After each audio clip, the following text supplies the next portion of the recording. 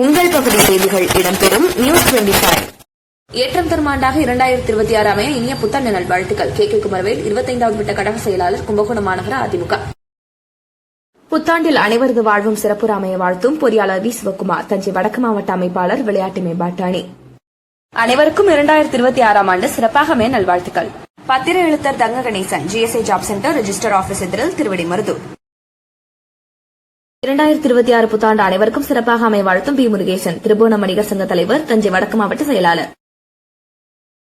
MSR என்கிற மாடாக்குடி MS Rajendran, மாநில துணைத் தலைவர், தமிழ்நாடு மோட்டார் வாகன ஆலோசகர்கள் நல.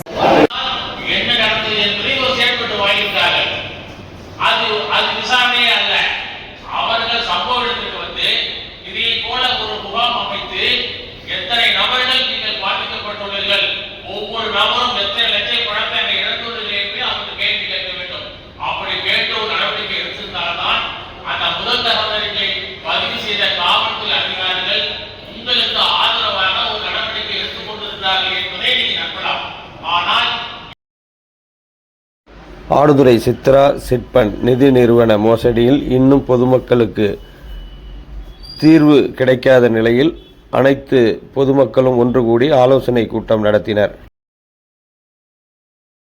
கும்பகோணம் அருகே ஆடுதுறையில் சித்ரா சிட்பண்ட்ஸ் என்ற நிதி நிறுவனம் இயங்கி வந்தது.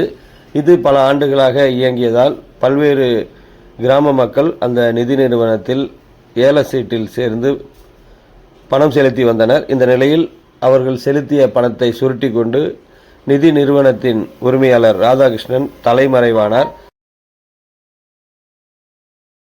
கடந்த 2017 ஆண்டு தலைமறைவான ராதாகிருஷ்ணனை பொருளாதார குற்றப்பிரிவு போலீசார் கைது செய்து பின்னர் நீதிமன்றத்தால் ஜாமீனில் வெளியே வந்தார்.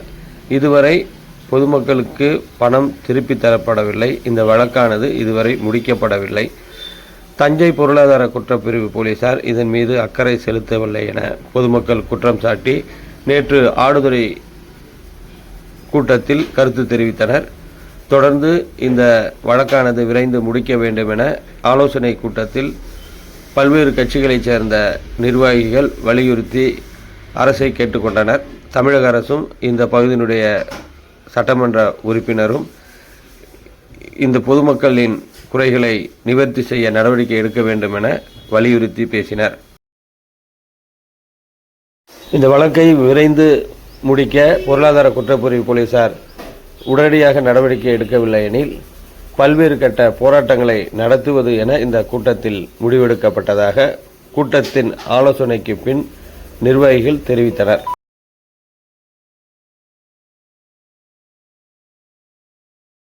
சித்ரா நிதி நிறுவனத்தில் நடைபெற்ற பல நூறு கோடி கணக்கான ரூபாய்கள் மோசடியால் பாதிக்கப்பட்ட 3000 குடும்பங்கள் சார்பாக இன்றைய தினம் ஒரு ஆலோசனை கூட்டம், அடுத்து என்ன செய்யலாம், என்ன நடவடிக்கை எடுக்கலாம் என்பதற்கான ஒரு ஆலோசனை கூட்டம் இப்போது நடைபெற்று வருகிறது. உயர் நீதிமன்றத்தில் வழக்கு தொடரப்பட்டிருக்கிறது. 9 வருட காலம் இந்த பிரச்சனை 3000 குடும்பங்களுடைய வாழ்வாதாரம் சம்பந்தப்பட்ட பிரச்சனையாக இருந்து கொண்டிருக்கிறது. இதற்கு உடனடியாக ஒரு தீர்வு நடக்க வேண்டும் என்றால் காவல்துறை கடுமையான நடவடிக்கை எடுக்க வேண்டும். மாவட்ட காவல் கண்காணிப்பாளரும் அரசியல் இயக்கத்தை சார்ந்தவர்களும் மாவட்ட ஆட்சித்துறை தலைவரும் தமிழக முதல்வரும் சென்னை மதுரை உயர்நீதிமன்ற நீதியரசர்களும் உடனடியாக தீர்வு கண்டு இந்த 3000 குடும்பங்களுக்கு பரிகாரம் செய்ய வேண்டும் என்று இந்த நேரத்தில் கேட்டுக்கொள்கிறோம்.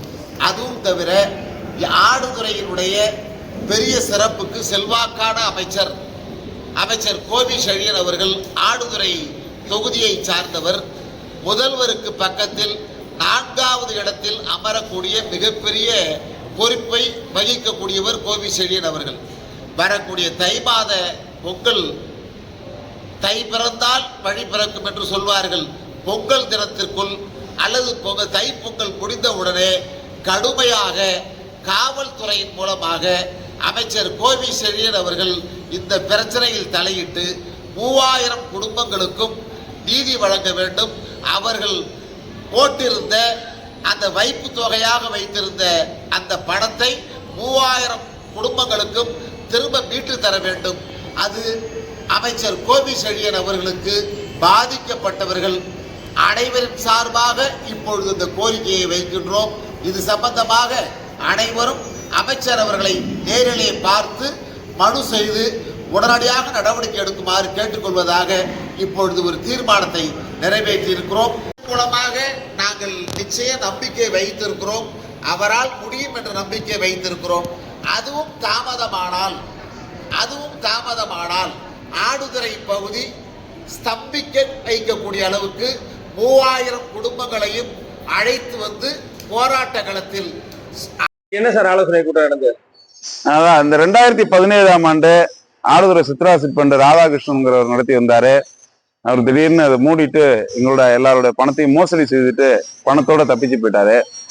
இதுக்கு உண்டான வழக்கு பொருளாதார குற்றப்பிரிவுல வழக்கு செய்யப்பட்டு அது பதிவு பண்ணப்பட்டு அது நடந்துகிட்டு இருக்கு. அந்த வழக்குல இதுவரைக்கும் குற்றப்பத்திரிகையை தாக்கல் பண்ணல.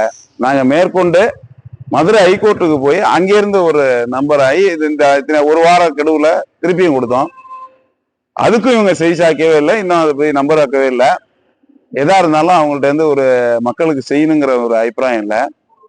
அதை வலியுறுத்தி சர்வ கட்சியினரும் சேர்ந்து இங்க ஒரு ஆர்ப்பாட்டம் ஒண்ணு இன்னைக்கு ஒரு கூட்டம் இன்னைக்கு நடத்தணும், ஆலோசனை கூட்டம். இன்னைக்கு நடந்த கூட்டத்துல இன்னும் ஒரு வார காலத்திற்குள்ள இந்த வழக்கை நம்பராக்கி மேற்கொண்டு இந்த குற்றவாளிக்கு சாதகமான எல்லா போக்கையும் நிறுத்திட்டு இந்த 50க்கும் மேற்பட்ட இடங்கள் எடுக்கப்பட்டதா சொல்லப்பட்டிருக்கு. அதை எல்லாத்தையும் எடுத்து ஏலம் விட்டு பாதிக்கப்பட்ட மக்களுக்கு எல்லாம் உடனடியா நீங்க வழங்கணும் அப்படின்னு சொல்லிட்டு இதுல ஒரு தீர்மானமா சொல்லியிருக்கோம். அப்படி செய்யாத பட்சத்துல சர்வ கட்சியும் கூட்டி நாங்க போராட்டம் பண்ணலாம்னு இருக்கோம்.